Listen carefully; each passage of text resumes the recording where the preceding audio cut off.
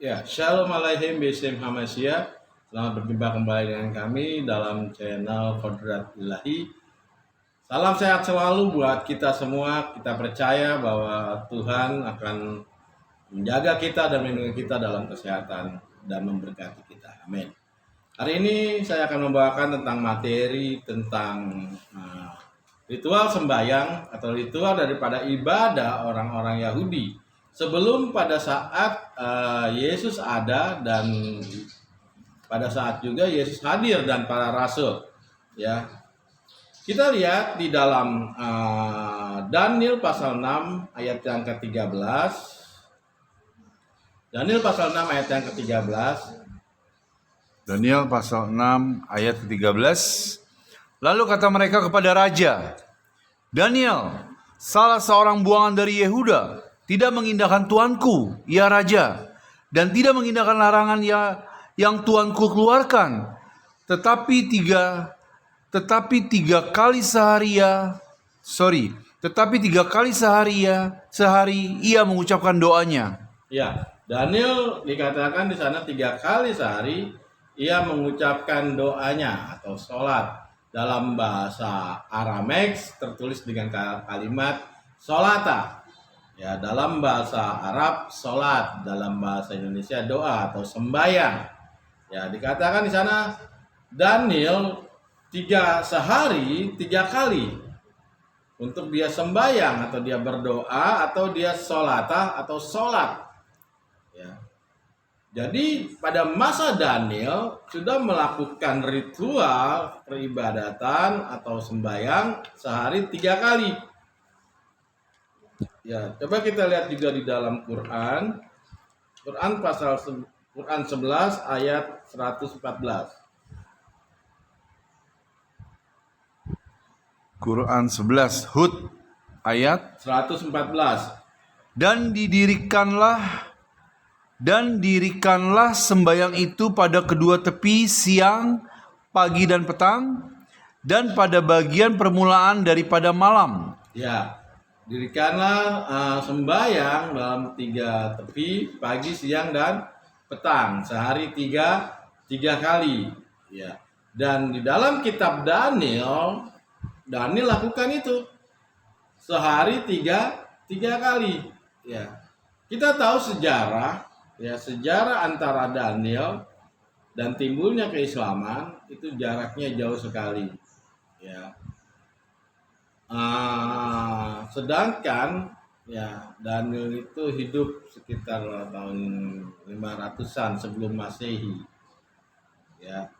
Nah, kekristenan ada itu sekitar abad tahun 33 Masehi, dan Islam sendiri ada itu tahun sekitar 700-an. Ya. Kitab Daniel sudah katakan sehari 3 kali dia berdoa atau bersembahyang atau sholata atau sholat dalam konteks bahasa daripada Arab. Dan bagaimana dengan ritual ibadah-ibadah nabi-nabi yang selanjutnya? Kita lihat tentang Daud. Ya, kita lihat dalam kitab Mazmur 119 ayat 164. 7 kali dalam sehari aku memuji-muji engkau. Ya, Daud itu sehari 7 kali sholata atau sembahyang atau dia memuji atau berdoa kepada Tuhannya. Dan ya, lalu kita lihat lagi dalam bagaimana dengan para rasul atau murid-murid Yesus. Kita lihat di dalam Kisah Para Rasul pasal 2 ayat 42. Kisah Rasul pasal 2 ayat 42. Iya. Mereka bertekun dalam pengajaran rasul-rasul dan dalam persekutuan, dan mereka selalu berkumpul untuk memecahkan roti dan berdoa. Ya, mereka bertekun dalam pengajaran rasul-rasul. Mana pengajaran rasul-rasul? Sedangkan pada masa itu Alkitab belum dikanonkan.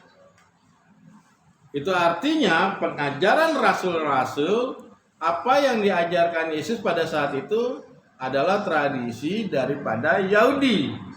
Ya, kitab sebelumnya yaitu ada kitab Tanakh atau kitab Taurat atau catatan para nabi dan sejarah para nabi. Ya. Itulah yang diajarkan oleh Yesus. Bagaimana liturginya dalam beribadah? Ya, liturginya beribadah apa yang dilakukan oleh Daniel dan apa juga yang dilakukan oleh Daud. 7 kali sehari ya ia beribadah. Makanya dikatakan bertekunlah dalam pengajaran rasul-rasul dan memecahkan roti atau perjamuan. Ya, memecahkan roti. Dulu belum ada perjamuan karena Yesus belum disalibkan. Ya, tentang makna tentang perjamuan itu sudah ada tradisi roti tak beragi. Itu tradisi Yahudi. Ya, karena Yesus belum ada disalib, pada saat itu belum diserahkan. Ya. Lalu dengan juga ya doa atau dalam kalimat bahasa Yunani-nya itu jamak, dikatakan doa-doa, berarti ada doa-doa, ada waktu-waktunya. Coba kita lihat di dalam Kisah Para Rasul pasal 3 ayat yang pertama. Kisah Para Rasul 3 ayat yang pertama. Pada suatu hari menjelang waktu sembayang, yaitu pukul 3 petang, Ya. naiklah Petrus dan Yohanes ke bait Allah. Ya. Pada suatu hari pukul 3 petang, ya, naiklah Petrus dan Yohanes. Siapa Petrus dan Yohanes? Adalah para rasul, pengikut daripada Yesus, murid Yesus. Jam 3 petang, ya, dia naik untuk sembahyang atau sholata. Dalam bahasa Arameik, dalam bahasa Arab, sholat. Ya, jadi jam 3 petang. Kenapa harus jam 3? Dan dikatakan pada suatu ketika, pada waktu sembahyang, berarti ada waktu-waktunya. Ada waktu-waktunya, ada jam-jamnya.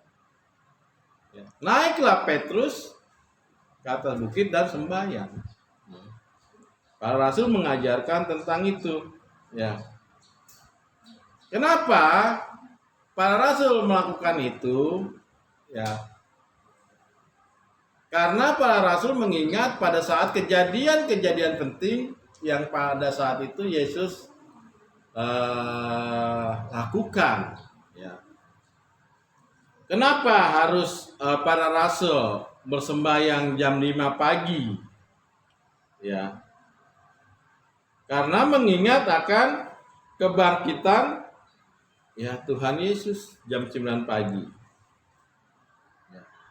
Sama dengan kitab saya yang lama. Coba kita lihat di dalam Quran surah 17 ayat yang ke-78. Quran surat 17 Al-Isra ayat ke-8. 78. Oh, ayat ke-78. 78. Dirikanlah sholat dari sesudah matahari tergelincir sampai gelap malam, dan dirikanlah pula sholat subuh. Subuh jam 5 pagi. Ya. Apa maknanya? Ya. Dalam tradisi ajaran para rasul mengingat pada saat Yesus ya, bangkit dari kematian jam 5 pagi. Yang berikutnya, para rasul melakukan sembahyang jam 9 pagi. Kenapa para rasul melakukan itu? Ya. Karena mengingat pada saat pencurahan daripada Roh Kudus jam 9 pagi. Bisa saudara lihat nanti di Kisah Para Rasul pasal 2 selanjutnya. Ya, mereka para rasul seperti murid memabukkan pada saat jam 9 pagi. Yang berikutnya, para rasul melakukan sembahyang jam 12 siang. Kenapa para rasul melakukan sembahyang jam 12 siang? Karena mengingat akan kematian atau penyaliban Tuhan Yesus pada saat itu jam 12 siang. Ya, jam 12 siang. ia bersembahyang. Terus yang berikutnya jam 3 sore. Kenapa melakukan para rasul jam 3 sore seperti yang dikisah para rasul 3 ayat 1 tadi? Ya, karena mengingat akan kematian Tuhan Yesus jam 3 sore. Ya. Lalu jam 6. Kenapa para rasul melakukan liturgi sembahyang jam 6? Karena mengingat pada saat jasadnya Yesus diturunkan dari salib.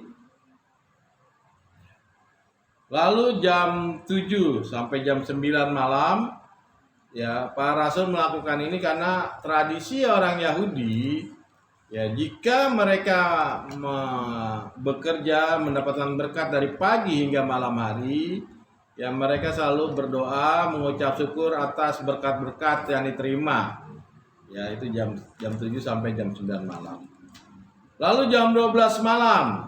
Kenapa para rasul melakukan itu jam 12 malam? Ya, saat ini juga gereja-gereja di karismatik sering lakukan doa jam 12. Ya, itu orang bilang doa semalaman atau bilang semalaman suntuk lah.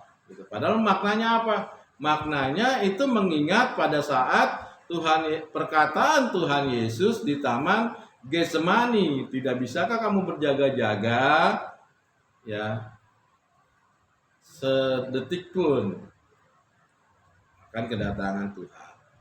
Itu sebabnya para rasul melakukan juga liturgi ibadah atau sembahyang sehari 7 kali, ya, sehari 7 kali, seperti itu.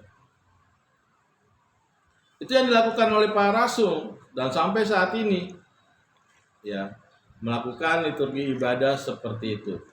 Dan ingat, ya, sebelum saudara kita melakukan seperti itu, ya, ajaran para rasul sebelumnya sudah ada 700 tahun, ya, selang daripada Islam lahir, ajaran itu sudah ada. Jadi sejarah jangan dibalik, ya.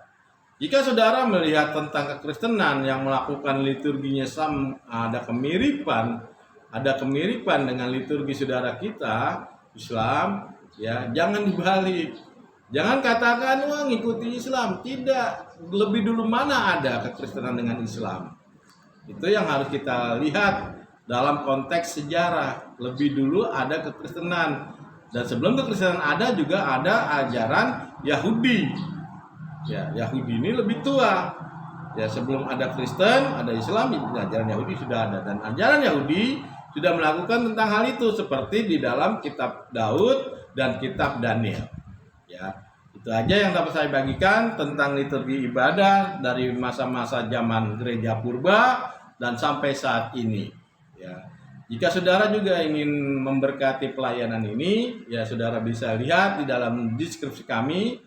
Dan tolong juga jika saudara diberkati dengan pelayanan ini, ya, dibantu share teman-teman jika saudara ingin memberkatinya.